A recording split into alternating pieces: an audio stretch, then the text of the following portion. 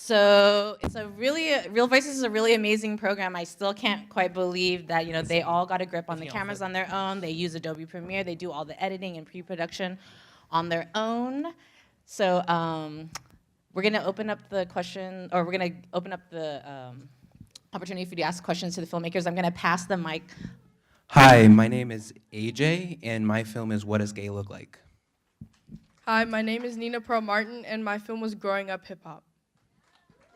Hi, my name is Megan, and my film was Still a Woman. Hi, I'm Adrian, and my film was Irene. My name is Peter, and my film's called Home Away from Theft. Hi, I'm Sarai Aguilar, and my film was A Mexican. Hi, I'm Kimberly, and my film was Plan A, Plan B.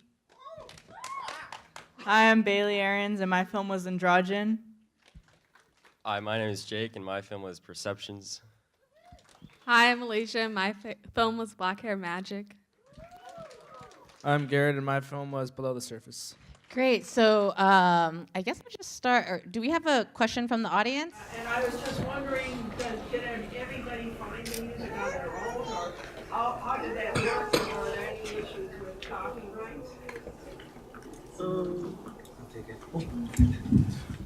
So I did have trouble with music as first, but then Frank showed me YouTube Music, and so I've been using YouTube Music, which is all copyright free. So that's how I found my music. Yeah, there's lots of places where you can find like royalty-free music where like the authors don't really care if you can use their work, and so yeah, you could just find those places on YouTube, stuff like that. Yeah, and you just need to credit them in the credits. Yeah, we had like a huge PDF file of songs that we could select from, and I think that was a big help for a lot of us.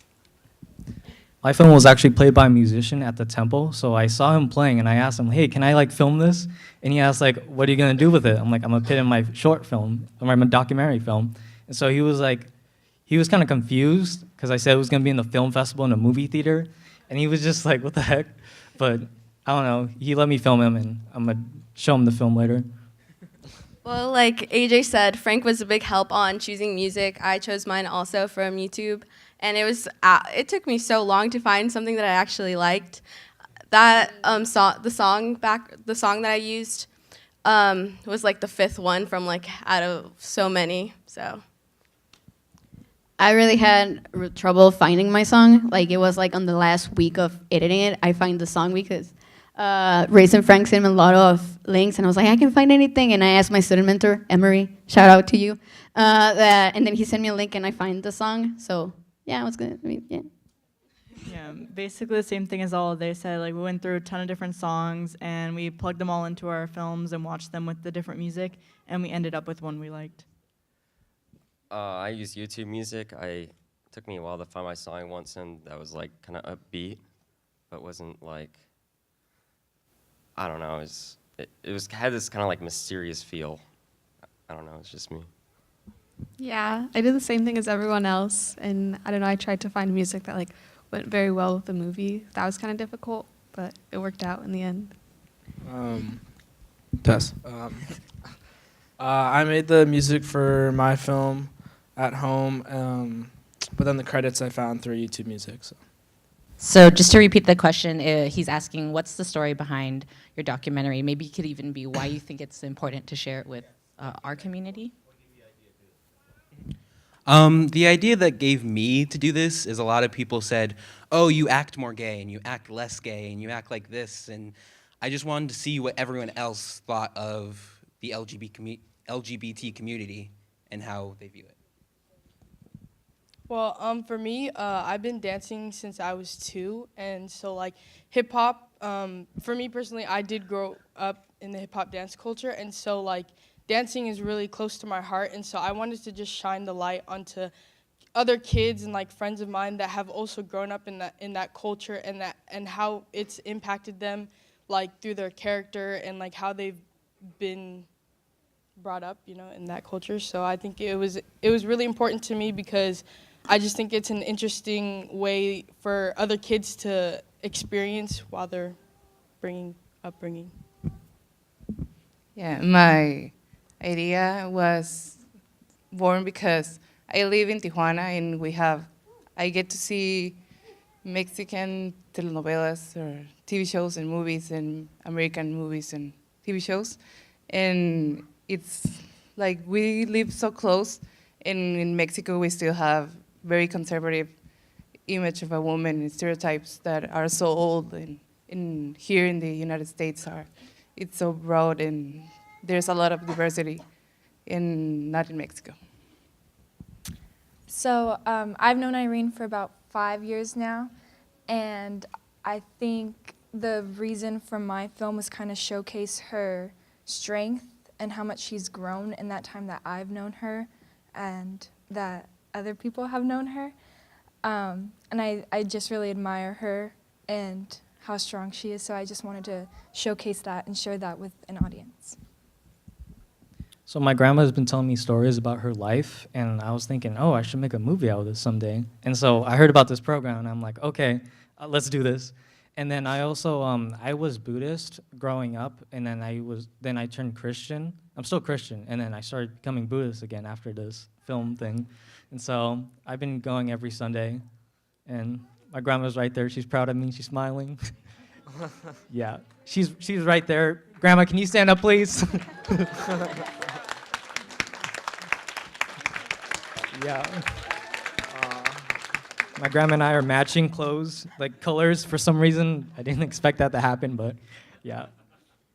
Well, for me, growing up, I always had a cultural identity crisis. I never knew where I could fit in American culture or Mexican culture. And that's what a lot of people do have around me and my friends. And it really sucks sometimes because you don't know where you belong. And I saw that in the Selena film when the dad is talking to Selena, and he says, well, you have to be more Mexican than the Mexicans, and you have to be more American than the Americans. And that's something true that I've learned over the years. And that was just the basis of my film, trying to understand where we fit in and where we can belong.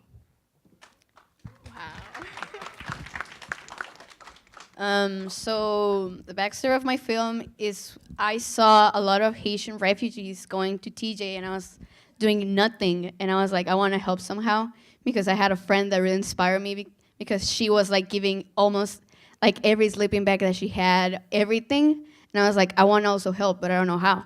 So somehow sharing the story and people be aware of it, now somehow I can like, that's my way of helping them. So for my film, I just really wanted to show, like, I'm surrounding myself with a lot of people who dress like kind of in the opposite of their gender, and I really wanted to showcase that because there's not a lot of films out there that talk about that.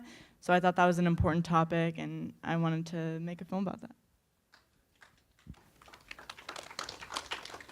Well, sometimes like people like assume and believe things about people without even getting to know them or knowing anything about them, and I think it's like something that so many people do without realizing it, and so yeah, that was why.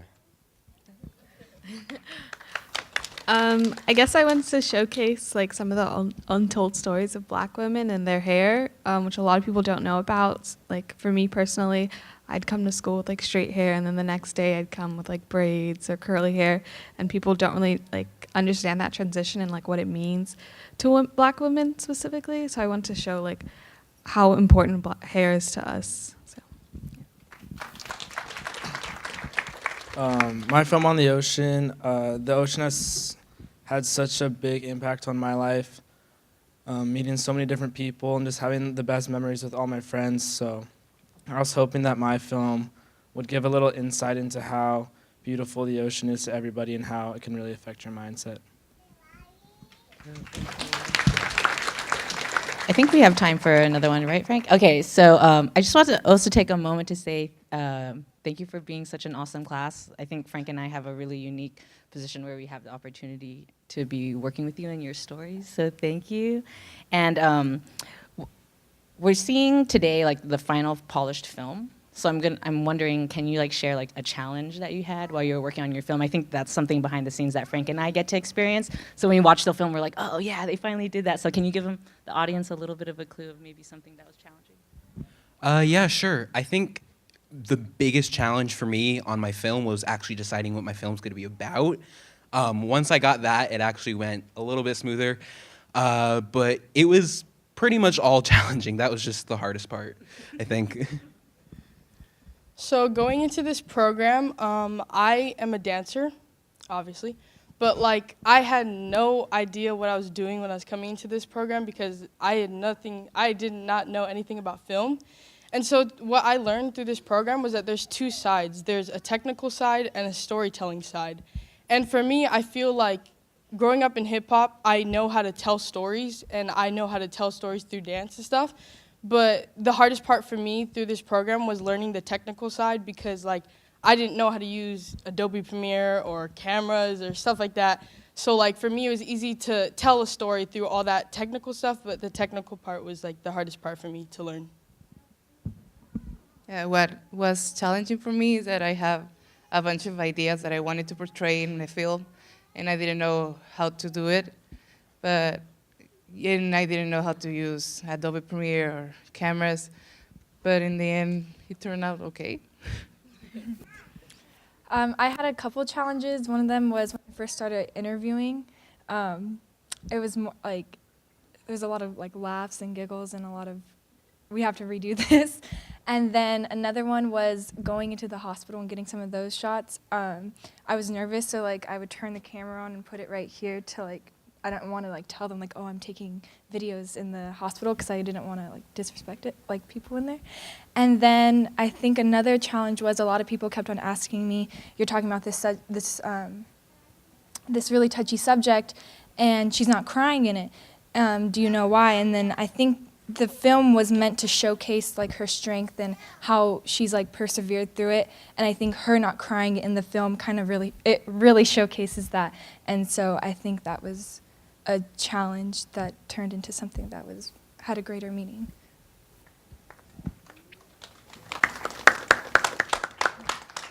I don't know how I pulled this off. So my grandma, when I was interviewing her, she couldn't explain the story well in English, so we had her speak in Khmer, or her Cambodian language. And then I had to have a monk translate for her through like, I don't know, the time skips, like every 30 seconds she said this or that. And then I had to kind of like think, because I can interpret the language, but I can't speak it. And just there were some few hints that she gave in the film that I kind of managed to pull off. And so when I finished my film, I asked the monk, like, is this accurate? Is this like correct? He said, yeah. So I'm like, oh, thank God. Like, I was scared, but yeah. For me, the hardest thing about my film was trying not to come off as liking another culture than the other. With everyone that did the interviews with me, they said what they wanted to say, their perception, and I really didn't want to disrespect another culture than the other because I really feel like I am part of both, and they are a part of me, so I just really want to represent that.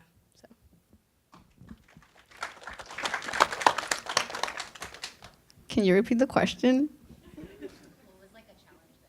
Okay. I have so many. First was finding the people, that location where it was, and editing and translating it. The Haitian people were really scared. People think I was a journalist. I was like, no, I'm not a journalist. They think that somehow by sharing the story, they might look for them and kill them because they've been through so much stuff. They're from Haiti to Mexico. It's just like almost half of Latin America. And the location is on TJ downtown. It's not like, oh my God, it's like in San Diego. It's really nice.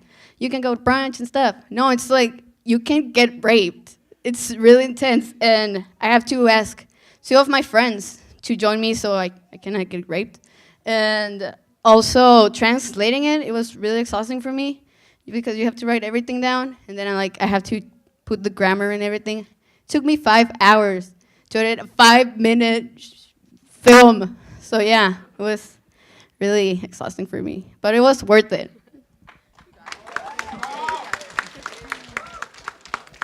My biggest struggle is probably the interviews and like finding the people, and working with other people is like actually kind of hard. Huh, you thought. But yeah, you have to like figure out their schedule and try and find a time that works for them, and then you mess up the audio and you got to redo it, and it just lots of takes, lots of like editing it, and then having them ask about how it's going and everything all the time. So yeah, working with other people, it wasn't a struggle, but yeah, it was definitely hard. Well, originally I had like an hour worth of interview footage, so the biggest challenge was editing all that down to 5 minutes. And there was also like 2 times for 2 of the interviewees, I messed up the audio didn't work, so I had to reshoot it and schedule that. So that was pretty annoying.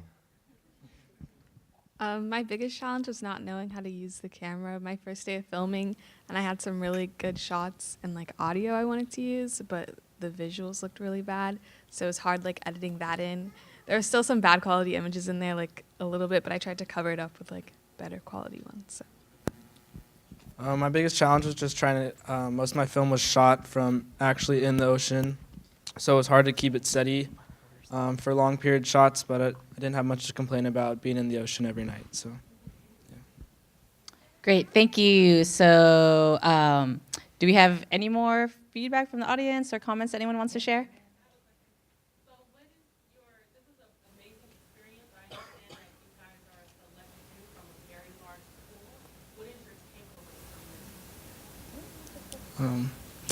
Well, maybe we should have you answer since it's your mom. I guess learning more about my culture and like more about Black women in general was a big takeaway for me. And yeah, because I only know like the Black women in my family, so it's interesting to like see different perceptions. Yeah. For me, it was just a really eye-opening experience to see everybody's unique stories and get to know them as individuals, not knowing them at all in the beginning. It was really cool to be exposed to so many different perspectives on all different topics. I think the biggest takeaway of my film was just being able to like submit it to this festival. This is really crazy. I've never had something this big happen to one of my films. My biggest takeaway was probably just like the experiences and the opportunities that we got. We got so many different opportunities and like had our mentors and these like amazing people working with us, and just being surrounded with you guys, like having your guys' feedback. So I think just being surrounded with all these people and the great opportunities you guys had for us. The big takeaway for me, it was first off, I learned forgot. I learned about my country, like others' perspective, because I live there, and I'm like, oh, Mexico is so corrupted, they're so mean. But now, like, to the eyes of the Haitian people, it's like, oh, Mexico is really nice, they're really open to people, they're really kind, they don't treat us as bad as other Latin American countries. So, and also being surrounded with people, good feedback, it's like good environment to be with. So, yeah. My biggest takeaway is that as long as you have a story or a passion for something, you can make a film out of it. I really thought that to make a film, you need like big budget cameras and awesome equipment. But honestly, if you just have a regular camera and just editing software, you can make anything as long as you have a story. I mean, I learned a lot about my culture. I'm not really that much of a Buddhist, because my grandma is, but my mom isn't. My mom's right here too, watching. But I don't know, I learned a lot about my culture and being Cambodian. I feel like I'm kind of whitewashed in a way, like, yeah. But yeah, I'm thankful to be here. I mean, everyone here is really chill. We all, like, I don't know, we just all get along. But I think each of us excel in different aspects of what it goes into making a film. And so I think really communicating with each other and showing each other different techniques was very interesting. Yeah, each one has a different way to make a film, and it's really nice how we got to meet a lot of artists that have different perceptions of, of what a film is and what art is. My biggest takeaway from this program was mostly just the experience and the opportunity that we got. Through this program, we were allowed to meet like a lot of different students from different high schools, and we were allowed to meet like lots of other filmmakers, and we got this opportunity to put our film in this festival. So I think that was my biggest takeaway, was just the experience and the opportunities that we were opened up to. I think my biggest takeaway is the people I got to meet and gain relationships with. I think I made friends with a lot of people here, and a lot of them have made friends with me. And I got to meet mentors like Andrew On, my professional mentor. That was great. I met so many amazing people, and I'm really grateful for that. Thank you. So we're gonna wrap up the Q&A, but if you have any more questions, you could save them and join us at the reception, which is on the 3rd floor. It is right after this, right? Yeah. So you can head up and meet us there. And if there's anybody in the audience, or if you know anyone that might be interested in joining our program, please let us know. We have a bunch of flyers outside, so grab one on your way out. And we're looking for a new set of students for next year. Thank you.